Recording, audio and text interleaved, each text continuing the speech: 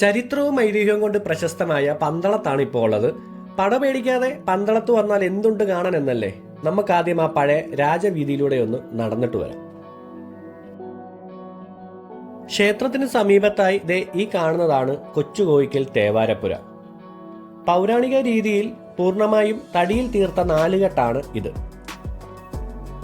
രാജകൊട്ടാരത്തിലെ തമ്പ്രാട്ടിമാർ തിരുവാഭരണ ഘോഷയാത്ര കടന്നു പോകുന്നത് ഈ മാളികയിൽ നിന്നുമാണ് കണ്ടിരുന്നത്.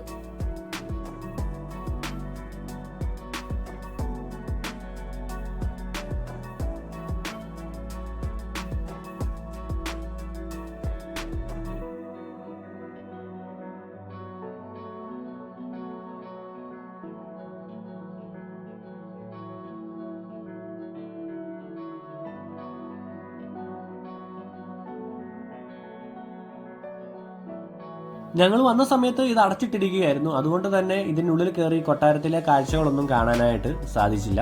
ഇനി നമുക്ക് ഇവിടുന്ന് നേരെ തൂക്കുപാലം കാണാനായിട്ട് പോകാം. അച്ചൻകോവിലിനക്കരെയുള്ള കൈപ്പുഴ ശ്രീകൃഷ്ണസ്വാമി ക്ഷേത്രവും ശിവക്ഷേത്രവും പന്തളം രാജാക്കന്മാരുടെ ആരാധനാലയങ്ങളായിരുന്നു. ഇന്ന് ഇവിടേക്ക് വരുവാനായി 6 കുറുകെ ഒരു തൂക്കുപാലമുണ്ട്.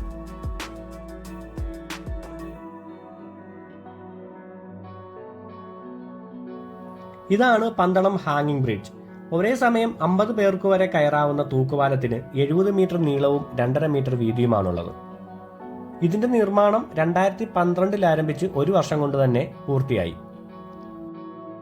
പന്തളം വലിയ കോഴിക്കൽ ക്ഷേത്രക്കടവ് തൂക്കുപാലത്തിന്റെ നിർമ്മാണ ചെലവ് 1,72,00,000 രൂപയായിരുന്നു. തൂക്കുപാലത്തിൽ കയറുമ്പോൾ തന്നെ മറുകരയിലുള്ള ക്ഷേത്രം നമുക്ക് കാണാനായി സാധിക്കും. ഒരേ മുറ്റത്ത് തന്നെ 2 ക്ഷേത്രമാണ് ഇവിടെയുള്ളത്.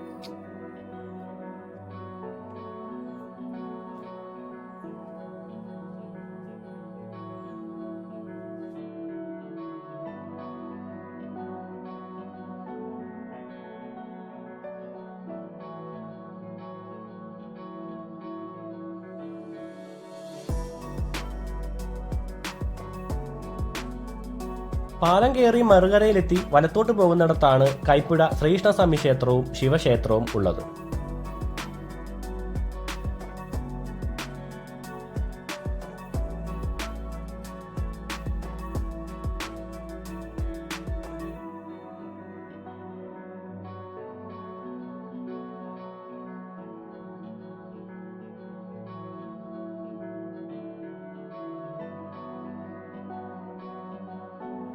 ഇനി നമുക്ക് ചരിത്രപ്രസിദ്ധമായ കൈപ്പുഴ കൊട്ടാരത്തിലേക്ക് പോകാം.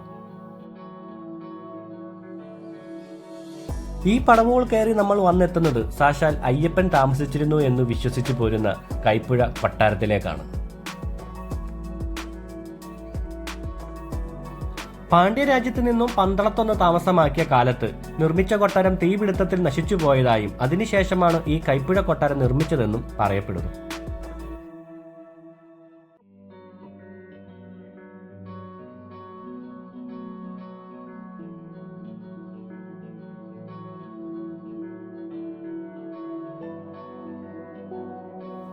കേരളീയ വാസ്തുശാസ്ത്ര രീതിയിലാണ് ഈ 8 നിർമ്മാണം. നടുമുറ്റവും അറയും നിലവറയും വലിയ തൂണുകളും എല്ലാമുള്ള നൂറ്റാണ്ടുകൾ പഴക്കമുള്ള ഈ കൊട്ടാരം ഇന്ന് പക്ഷേ ജീർണാവസ്ഥയിലാണ്.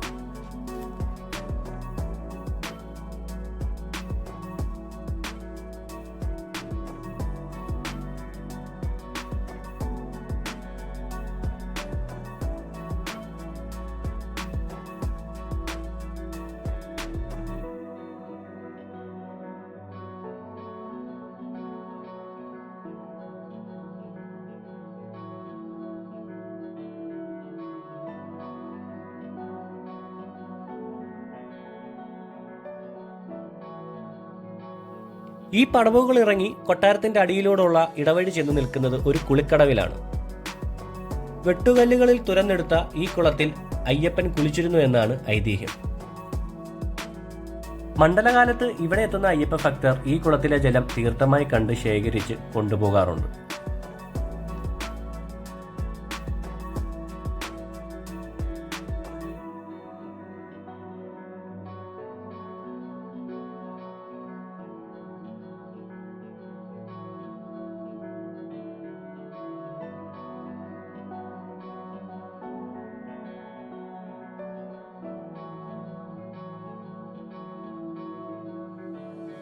മുറിക്കുള്ളിൽ നിന്ന് തന്നെ വെള്ളം കോരാവുന്ന രീതിയിലാണ് കിണറിന്റെ നിർമ്മാണം.